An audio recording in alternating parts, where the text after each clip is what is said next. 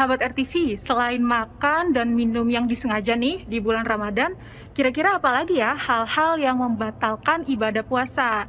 Ada yang tahu sahabat RTV? Nah, kalau sahabat RTV belum tahu, kebetulan nih ada Ustadz. Iya, Bila.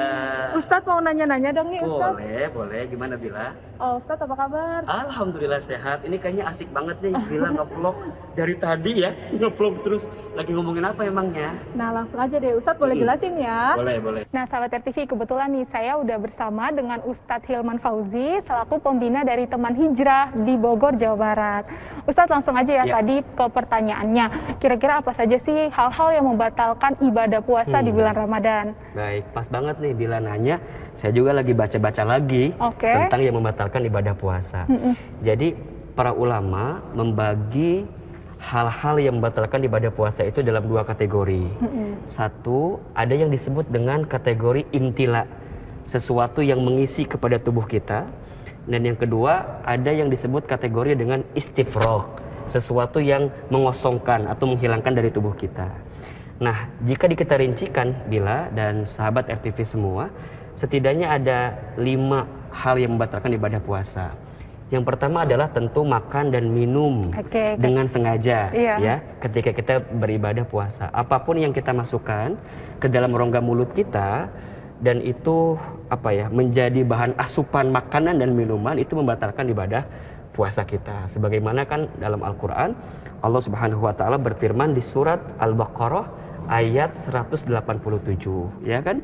Kata Allah, dan makan minumlah hingga terang bagimu benang putih dari benang hitam, yaitu fajar. Setelah itu kemudian sempurnakan puasa itu sampai masuk waktu malam. Artinya kita harus benar-benar menjaga diri kita untuk tidak masuk makan minum di siang hari ketika berpuasa.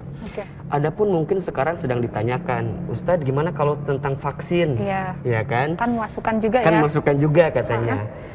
Para ulama memberikan pandangan vaksin itu selama itu hanya bertujuan untuk pengobatan gitu ya, imunisasi, tidak membatalkan. Yang membatalkan adalah sesuatu yang memang akan menjadi asupan makanan dan minuman. Seperti halnya misalnya infus, transfusi darah, itu kan adalah cairan pengganti ya dari makanan dan minuman, sehingga itu masuk kategori yang membatalkan. Kalau suntik vitamin C gimana Ustaz? Nah, ya lebih baik dihindari karena kan barangkali juga itu jadi asupan makanan dan minuman kan. Biar glowing kan mukanya. Nah itu yang pertama. Jadi yang membatalkan adalah makan dan minum disengaja.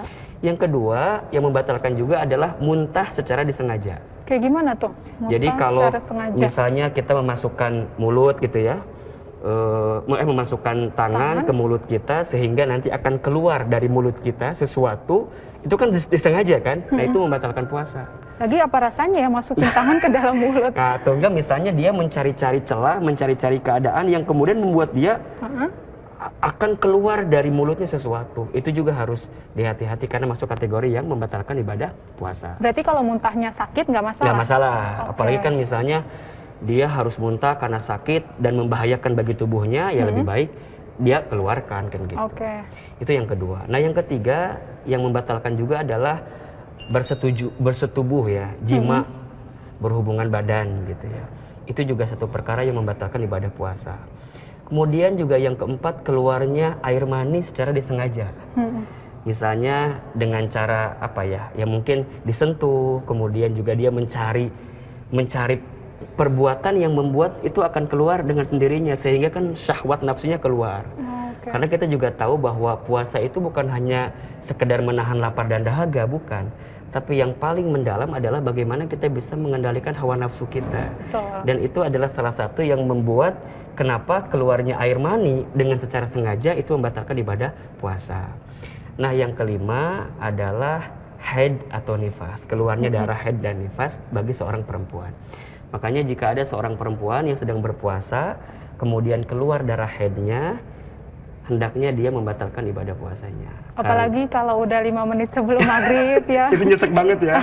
Ya tapi percayalah bukan berarti bahwa perempuan harus ngerasa rugi, karena itu adalah ketentuan dari Allah Subhanahu wa taala. Pahalanya tetap dapat ya Ustadz? Insya Allah. Insya Allah. Insya Allah.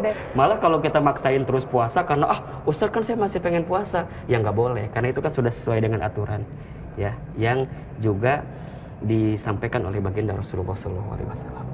Begitu Bila. Ustadz, makasih banyak. Ini penjelasannya saya benar-benar ngerti nih. Kasih ya Ustadz. Sama-sama Bila. Nah, sahabat RTV gimana? Tadi udah denger kan jawaban dari Ustadz Hilman Fauzi. Apa saja yang membatalkan puasa sebaiknya dihindari ya sahabat RTV.